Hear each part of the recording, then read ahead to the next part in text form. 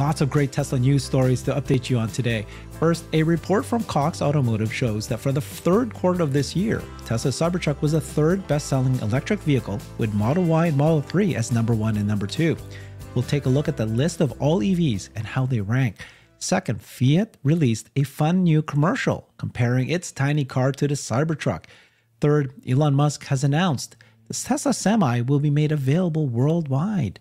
This comes after yet another customer, this time DHL, coming out with glowing reviews for the Semi. They're now ready to include the Semi to its normal operations. Fourth, Tesla has received approval for their planned expansion of Giga Berlin. And finally, we'll review some quick updates about Tesla FSD, new 7-seaters, and a new record in Giga Shanghai. I got Brian White joining me. He's the host of Future Aza, one of the best YouTube channels out there about Tesla. He's just both funny and fact-filled. We're going to hear a lot of his facts right now. That's why I bring him on. Thank All you, true. Brian. All true things. And yeah, breaking down the sales by the different models from the different brands, this is my jam. This is your jam. This is your list. you had this list before they had the list, but okay. So Cybertruck. So let's start with that. Tesla Cybertruck was actually the third best-selling electric vehicle in the U.S. in the third quarter of 2024. They overtook the Ford Mustang Mach-E.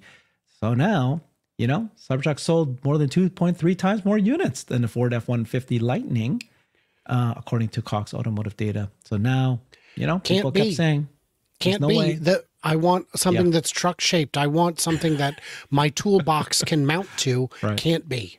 Everybody hates it. It's a total failure. It can't be done. It's impossible. They'll never release it. Model 3 are number 1, number 2. So guess what the number 1, number 2, and number 3 cars are in electric vehicles in the third quarter. So Tesla. Here's a list. So just to prove that this came from Cox Automotive, I just wanted to show you that, this is their Kelly Blue Book. Trusted, by the way, that these guys are kind of their advertisements. Who's funding Kelly Blue Book? It used to be that the car dealers would, the dealerships would purchase the Blue Book because it's got the most up-to-date pricing on used vehicles. But now I don't know what their funding source is. And there are some errors in it. What was it? AJ caught that Rivian Kelly Blue Book had it overstated by like 3,000 units for the quarter. But here we go. Okay. So I just want to show you this table. They did it by alphabetical order. So that's not very useful. But they're basically showing you how many sales happened in Q3, how many sales are now year to date, what is their segment share. You can see here that Model Y is at 25%. I don't know what the two columns are, 25 and 30%. And then you've got Model 3. Oh, that's probably Q3 versus year to date. Yeah. So 17% Model 3 for Q3. You can see how everybody else is single digits. Yeah. Cybertruck is 4.8%. It's already 5% of all electric vehicles. That's where we're at. Okay. But if you look at the list in terms of sales in Q3 by order of volume, Model Y is 86,000, Model 3 58,000, Cybertruck close to 17,000. Then you got Mach-E at 13,000. Honda popped up here, 12,600. People are saying that's a little bit of a surprise. Hyundai Ioniq 5. Everybody says that they're one of the best. I assumed that Hyundai was actually going to be next to Tesla. Everybody tells me they're amazing. But now it looks like that for this quarter anyways, they're a little bit lower than everyone else. Any thoughts on this list? Absolutely. If I would have told you a year ago that Tesla Cybertruck was going to be number 3 at 100,000 starting point, which in Q3 for almost all of it was, and that all these others would be releasing new vehicles at reasonably attractive prices with new models of a wide variety, that would have been I would have made money betting people that was going to happen because no one would have expected it. And I guess not no one, but it is pretty unexpected to see it. The Prologue at number 4, that's surprising. It's the Honda Blazer, because that's what it is. It's just a Blazer with CarPlay. But people like CarPlay, and apparently I guess they're doing aggressive incentives. GM is doing well on this list, although it's divided by many different models. And it's because they've dropped the prices so many times. And what they found is, this is the price at which people will buy our cars. So it's exciting to see a lot more players in the game, but I'm still waiting to see what next quarter looks like. Will the Cybertruck pass the Model 3 when it gets down to 8, now that it's down to 80,000, and we'll soon have presumably the IRA credit on top of that? Okay. I'm going to test your knowledge, Brian. What car is this? Well, that's the Model 3 refresh. Ooh. What's that? Anybody could guess. I don't know. The Lightning. Mm-hmm. Yeah. The Rivian R1T. Is that the 6 or the 5? Could be the 6 or 5. I actually have no idea. I've looked at both 6 and 5 closely, and I think it's the 6. I think it's the 6. But all right. So those are just fun photos to show you some of the cars. They're beautiful. They're beautiful. Yeah. So this is, interesting, right? Stellantis Fiat, all right, USA, they created this commercial, 30-second commercial. We'll watch it now. Free advertisement. And they chose to compare themselves against the Cybertruck, which is the only car that their buyers are not cross-shopping it against. Right. But it completely opposite. But what to do, right? You pick the best that's out there and you try to somehow associate yourself with out there. Let's watch what they did.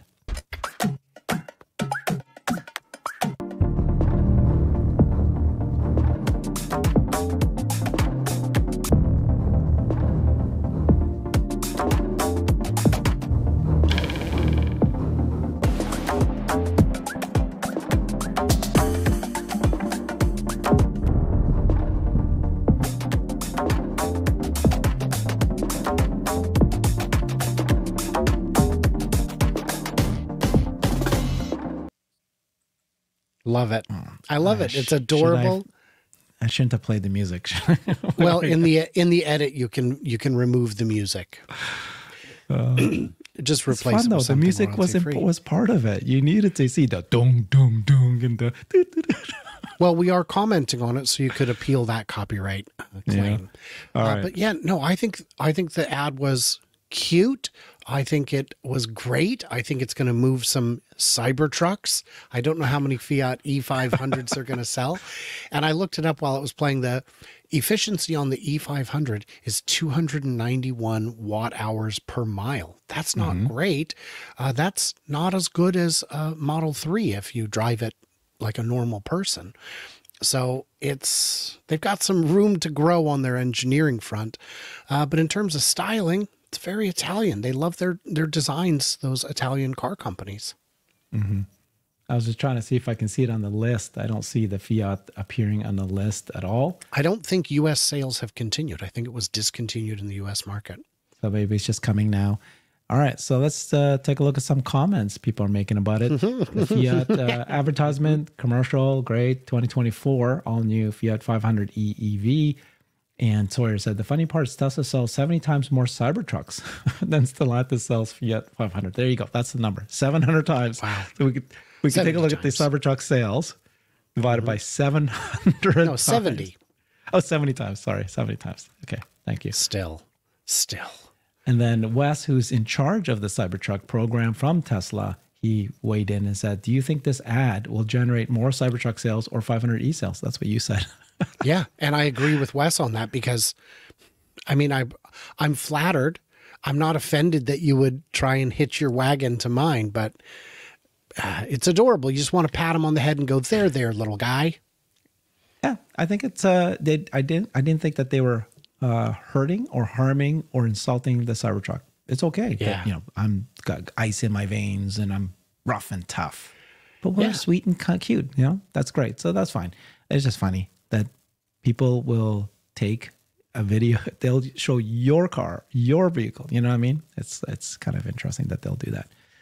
Okay, so we had Tesla manufacturing of Gigafactories. You probably follow these guys like a hawk every post. Special guest at Giga Berlin is TSLA Semi. So they announced this. So I'm going to reduce the music on this one. We've leaned into making Giga Berlin have its own identity. It's an awesome site. There's been a lot of investment into the facility to make great space for people to hang out, as well as improvements in the factory. The last 2 days have been great. The team here has been incredibly welcoming, and there's an obvious amount of passion and excitement for having the Semi over here in Europe. I got a lot of really great questions. The team is super engaged, and I was really impressed with the overall eagerness and how much people want to see this on the road. It's clear that there's a huge amount of potential for the product from the market, but also an equal amount of enthusiasm here at Giga Berlin for the Semi. That's Dan Priestley. He's Tesla in charge of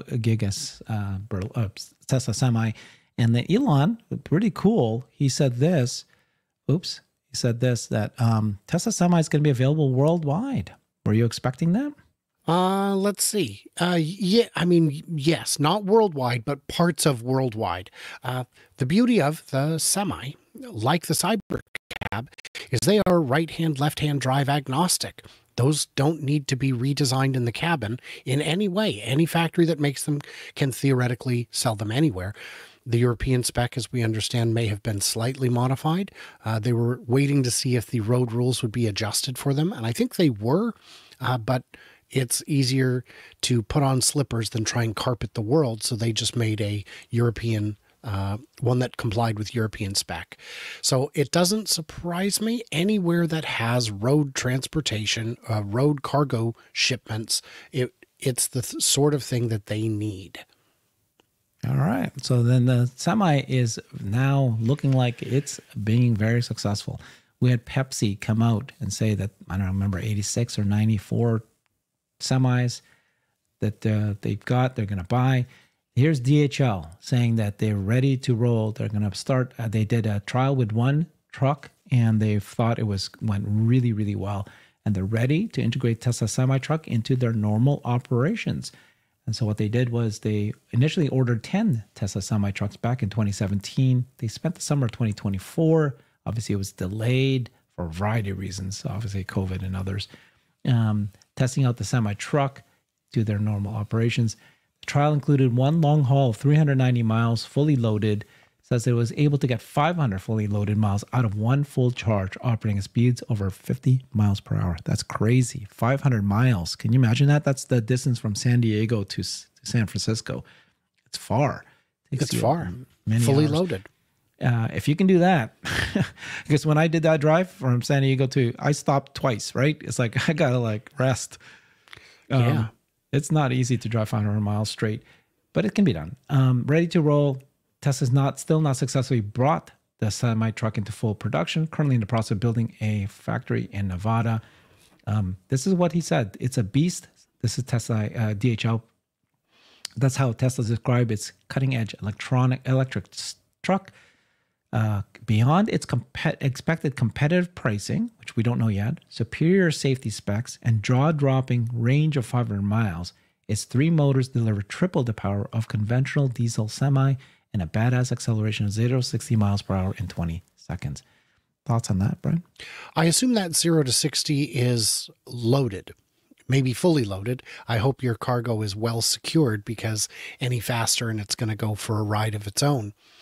This is, we've all been stuck behind a semi on an incline. We've all been stuck behind a semi on an on-ramp. And you're like, my gosh, this poor guy is going to take so long to get up to highway speed that none of us are going to get to merge. And with Tesla Semi, that doesn't happen. And it also doesn't happen with the competitors. The electric semis that are out there, the Freightliner and the BYD and the Mercedes and the Volvos and all those, they all perform well. What they're missing is the range. And apparently, and this comes as a big surprise to the CEO of Daimler Trucking, physics is different in the US. He'd famously said that if they could hit 500 miles, he'd buy two, one to tear apart and study and the other to put into use. And here we are. It's got the range. The engineers knew something that his engineers didn't, and it works. So it can be a game changer. Perfect. Appreciate the facts you're sharing there. So just to finish this off, over a 2-week trial period, they looked a thorough look under the hood, 5,000 kilometers, 3,000 miles of normal operations, one long haul of 390 miles, fully loaded. There you go, 75,000 pounds. Their ability to carry typical DHL payloads.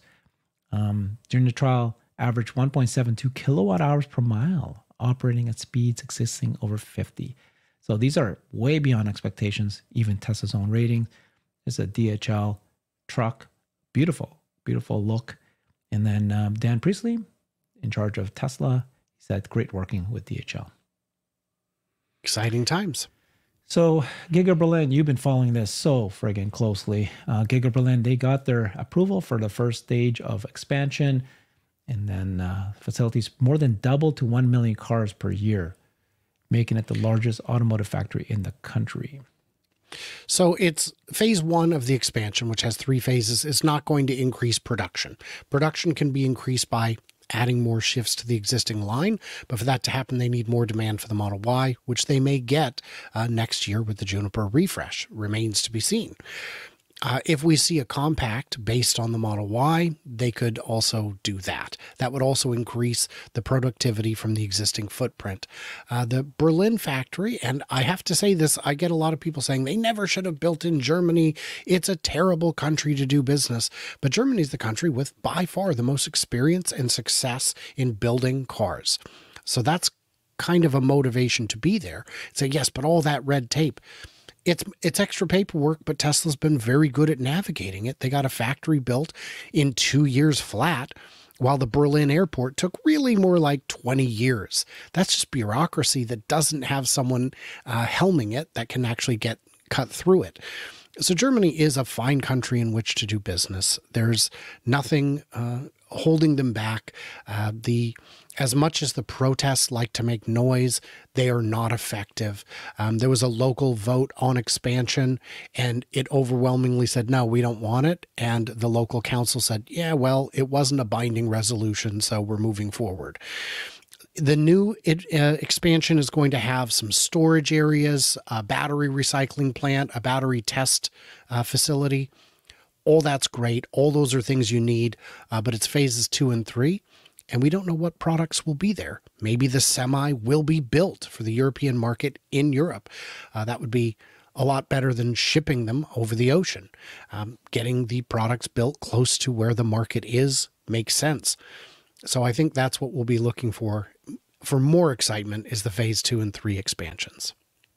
Wow. Thank you, Brian. See, you have so much knowledge. I read this article, I still don't remember it. You're dead on. So it's just the first of the 3-stage expansion process. This is going to be a large hall, the storage areas, the battery cell testing laboratory, logistic infrastructure, exactly what you just said. All right, I'm going to go through a bunch of quick stories. You pick the one you like, you want to talk to. So first is Tesla's extending the FSD transfer through year end. Okay, so you can now transfer your car. They should just make this a, regular thing for anybody, basically. Giga Shanghai achieved 3 million production milestone. This is very good. Tesla Europe launched a 7-seater Model Y, long-range all-wheel drive trim. Tesla's FSD transfers in China also. They did that there too. So that's available to customers. Purchase or take delivery of a new Model S. There you go, everything before December 31st. So you can transfer it there as well. And then EV sales hit another record, 10% share within reach. So in the US, we're very close to 10%. Yeah. So I'll start with this last one because, guys, EV sales are dead. They're over. They're slumping. Yeah. We keep hearing that, but we don't see it. And of course, what I say to the people who make nonstop end of the world predictions, one day they'll be right, but that day is not today. And when you've made 30 consecutive wrong guesses, I'm just going to go out on a limb and say the next guess is wrong too, because this isn't a coin flip. This is just bad analysis. It's great to see. There are people who don't like Tesla. There are people who don't like GM. There are people who don't like Ford. They had a bad experience at a dealership, or they bought a lemon, or some reason. Whatever the reason is, guess what? You've got more choices. You've got ones that seat more people, seat less people, bigger, smaller, whatever it is you need. The market is getting full. We're still missing the minivan. It'll come. The Kia EV9 is pretty close to that, but we will get there. And yeah, that's exciting. On the FSD transfer, it's not as newsworthy when they just when it's a rerun of the last quarter or two. I would like to see them make it permanent, just because if someone bought it, you need to reward that kind of faith and loyalty. But I understand the motivation is hurry up and buy a new car. We need to move units. But I don't know. I'm not as worried about that. I do not own FSD. I rent FSD, so it doesn't affect me either way. Yeah, I like that. Somebody was, I think Omar's catalog was saying, hey, why don't you just make this permanent? If you pay $8,000 one time, you can transfer it as many times you want. But if you pay $5,000, then you can't transfer at all. It's complicated. I think, they're trying to do this to boost sales. But same time, I got a bomb to drop for you. I got a bomb to drop. Are you ready? FSD verbiage changed on the website. It no longer says you'll get FSD someday. It says you'll get FSD supervised today. Right. Does that mean they can count, can recognize 100% of revenue on new FSD sales? If you transfer from your old FSD to your new one and accept those terms of services, can they recognize the whole amount because you accepted it? I think this could be a way to just get all of those onto the new system where the revenue is counted and the class action suit is gone. I know. I gotta get a spare mic so I can just keep dropping it. But the AV guy says, please be kind to our microphones. I don't know what to tell you. Ryan, that is first time I heard that. That's very brilliant. This is what I do. Makes sense. Analysis, man. I'm doing it all day. All right. 7-seater, 3 million production fellow. Yeah, on both of those. Sure. Oh, you got comments and everything. Oh, of course I do. The 3 million, exciting, unsurprising. But 3 million is a lot of cars to produce. And on this the 7-seater, great. Bring it to China too. Everybody should have the choice. If they want to pay extra for it, let them. Yeah. Thank you. Perfect. Thank you so much, Brian. Follow him on Futurosa. You just saw the brilliance. I saw the brilliance. You got to watch every show he makes. Thank you so much, Brian. Follow him there. I appreciate everybody. Bye-bye. I've created a website that is the most comprehensive resource for the Tesla investor. Please check it out. Simply go to my website at herbertong.com.